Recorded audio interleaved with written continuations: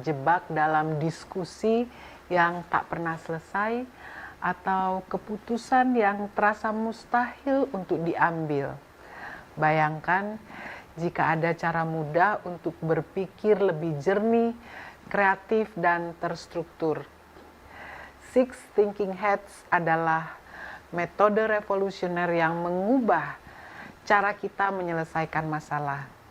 Dengan hanya mengganti topi Anda bisa melihat masalah dari setiap sudut pandang.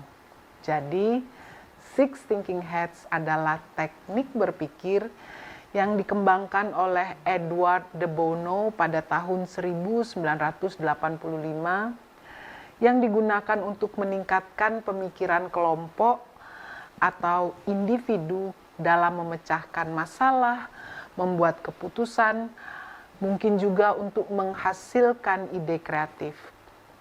Metode ini membantu orang untuk berpikir dari berbagai sudut pandang dengan menggunakan topi metaforis yang masing-masing mewakili jenis berpikir tertentu.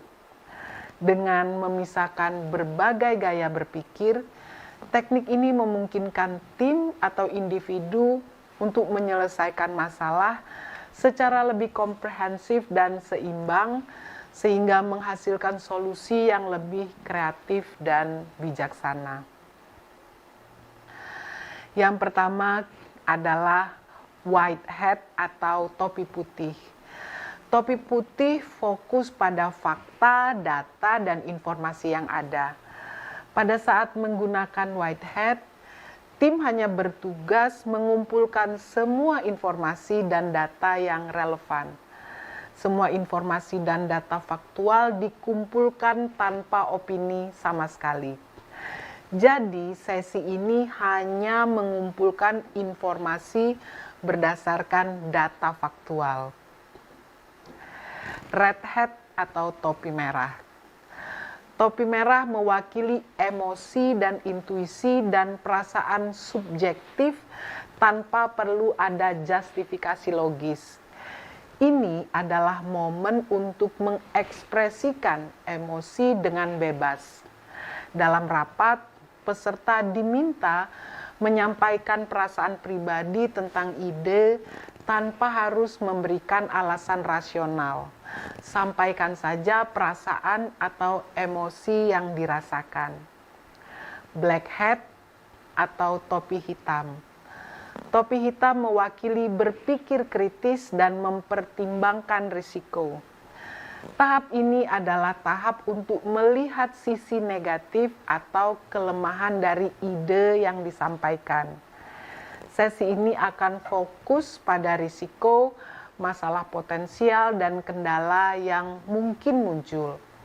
Dengan black hat, tim mulai menganalisis potensi risiko dan masalah, kemudian mendiskusikan kemungkinan kegagalan, kendala anggaran, risiko produksi, dan potensi penolakan.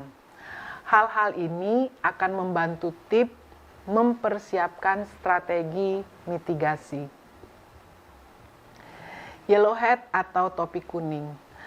Topi kuning mewakili optimisme dan manfaat.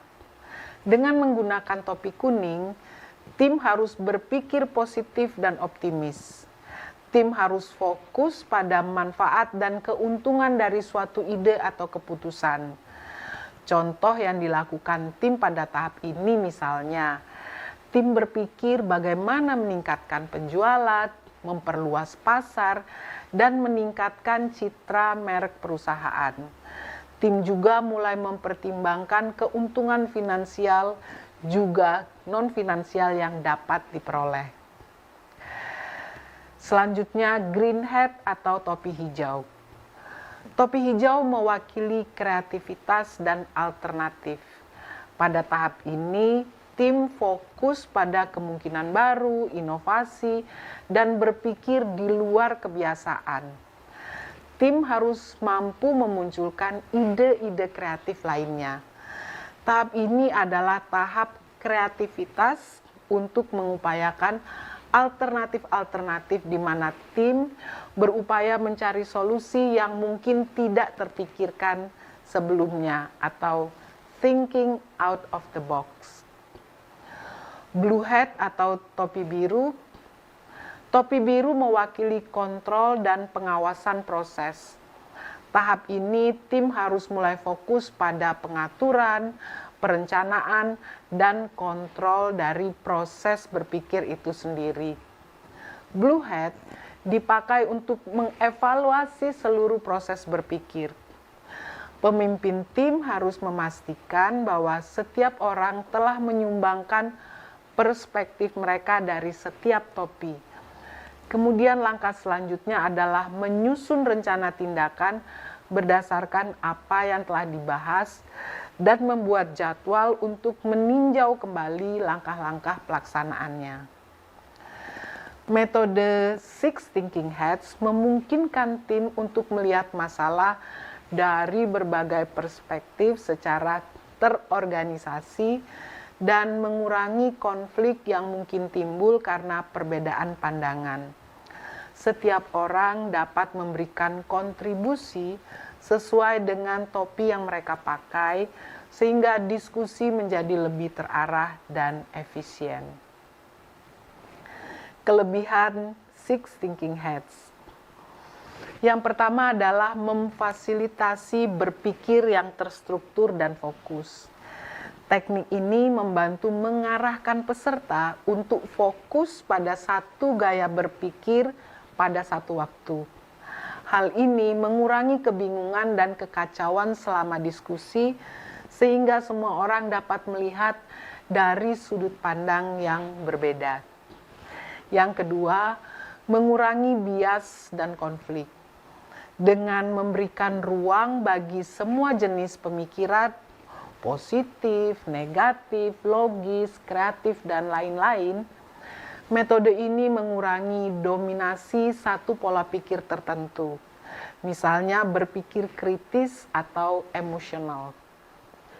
Ini juga mengurangi konflik antar anggota karena setiap orang diharapkan berkontribusi dari setiap perspektif. Yang ketiga, meningkatkan kreativitas. Topi hijau atau green hat mendorong pemikiran kreatif dan inovatif yang memungkinkan peserta untuk mengeksplorasi ide-ide baru tanpa langsung menilai atau menolaknya. Ini membuka jalan bagi solusi yang tidak biasa atau di luar kotak. Yang keempat, meningkatkan pemahaman yang lebih komprehensif. Dengan mempertimbangkan berbagai perspektif, apakah itu fakta, emosi, risiko, manfaat, kreativitas, dan manajemen, metode ini memungkinkan pemahaman yang lebih mendalam dan komprehensif terhadap masalah. Ini membantu memastikan bahwa keputusan didasarkan pada analisis yang menyeluruh. Yang kelima, mendorong partisipasi semua anggota tim. Setiap orang diberi kesempatan untuk berbicara dari perspektif yang berbeda, baik mereka biasanya berpikir kritis, kreatif, atau emosional. Ini meningkatkan inklusivitas dan memastikan bahwa semua anggota tim terlibat secara aktif dalam diskusi. Yang keenam, memperbaiki keputusan dengan risiko yang lebih rendah. Melalui penggunaan topi hitam atau black hat untuk menganalisis potensi risiko dan masalah, keputusan yang diambil cenderung lebih realistis dan mempertimbangkan berbagai skenario negatif yang membantu mengurangi kemungkinan kegagalan. Dan tentu saja ada kekurangan dari Six Thinking Hats, di mana yang pertama, proses yang memakan waktu. Metode ini bisa memakan waktu terutama dalam kelompok besar karena setiap topi harus dibahas secara mendalam yang bisa membuat proses pengambilan keputusan menjadi lebih lambat dibandingkan dengan metode lain yang bisa lebih langsung membuat keputusan. Yang kedua, kesulitan memisahkan emosi dan pemikiran logis. Beberapa peserta mungkin kesulitan memisahkan emosi dan logika saat menggunakan topi putih atau white hat untuk fokus hanya pada data, atau topi merah red hat untuk mengungkapkan perasaan. Beberapa orang mungkin tidak nyaman atau kesulitan membedakan kapan harus berpikir logis atau emosional. Yang ketiga, membutuhkan pemimpin yang terampil. Untuk memastikan diskusi berjalan lancar dan tetap fokus pada topik, metode ini membutuhkan fasilitator yang berpengalaman dan terampil dalam mengelola dinamika kelompok. Tanpa fasilitator yang baik, diskusi bisa menjadi tidak terarah atau tidak terukur.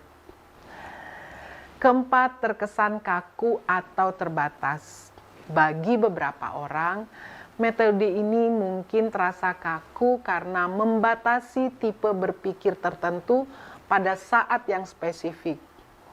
Misalnya seseorang yang biasanya berpikir kreatif mungkin merasa tidak nyaman harus berpikir kritis pada saat menggunakan topi hitam atau sebaliknya. Yang kelima, tidak menjamin solusi optimal. Meski metode ini membantu menghasilkan lebih banyak perspektif, tidak ada jaminan bahwa hasil akhirnya adalah solusi terbaik. Keberhasilan metode ini masih sangat bergantung pada kualitas input dari peserta dan cara pengelolaan diskusi. Yang keenam, membutuhkan adaptasi yang baik oleh peserta. Peserta mungkin membutuhkan waktu untuk memahami dan terbiasa dengan metode ini. Beberapa orang mungkin kesulitan menyesuaikan diri dengan perubahan gaya berpikir yang cepat, terutama jika mereka lebih nyaman dengan pola pikir tertentu. Six thinking hats umumnya digunakan dalam berbagai konteks. Dalam pengambilan keputusan, metode ini bisa membantu tim atau individu menganalisis pilihan secara menyeluruh dengan mempertimbangkan fakta, emosi, risiko, peluang, dan ide-ide kreatif sebelum membuat keputusan akhir. Dengan berpikir secara sistematis, tim dapat memilih solusi terbaik berdasarkan berbagai perspektif. Dalam pemecahan masalah, Six Thinking Hats memungkinkan tim untuk mendekati masalah dari semua sisi, menganalisis data dan fakta, mengeksplorasi kemungkinan risiko, dan mengajukan solusi kreatif. Ini membantu tim dalam menghasilkan solusi yang lebih efektif dan hasil pemikiran yang matang. Pada saat brainstorming, teknik ini mendorong munculnya ide-ide baru tanpa langsung mengkritisi atau menilai ide tersebut. Dengan menggunakan topi hijau atau green hat misalnya, peserta diberi kebebasan untuk berpikir di luar kebiasaan dan menghasilkan ide-ide gila yang kreatif sebelum beralih ke topi lain untuk mengevaluasi ide tersebut. Pada saat diskusi kelompok atau rapat, teknik ini sangat berguna untuk meningkatkan kualitas diskusi kelompok dengan memberi ruang bagi setiap peserta untuk menyumbangkan pemikiran mereka dari berbagai perspektif. Dengan mengganti topi secara bergantian, semua suara dan pandangan dapat didengar tanpa terjadi konflik antar anggota. Pada saat pengembangan strategi bisnis, saat merumuskan rencana bisnis atau strategi jangka panjang, Six Thinking Hats membantu perusahaan mempertimbangkan setiap aspek dari strategi yang ada, mulai dari data dan fakta, white hat, kemudian potensi hambatan, black hat, hingga potensi keuntungan finansial yaitu yellow hat. Pada saat konflik atau beda pendapat, dalam situasi konflik di mana terjadi perbedaan pendapat, metode ini memungkinkan semua pihak untuk melihat masalah dari berbagai sudut pandang, mengurangi emosi yang berlebihan, dan mencari solusi yang memuaskan semua pihak. Jadi, Anda ingin meningkatkan kualitas keputusan dan kreativitas tim Anda? Metode Six Thinking Hats akan memberi Anda cara berpikir yang lebih fokus, mengurangi konflik, dan memperkaya ide-ide baru. Sudah saatnya Anda mengenakan topi yang tepat di setiap situasi. Mulai sekarang, terapkan teknik ini dan lihat perbedaannya.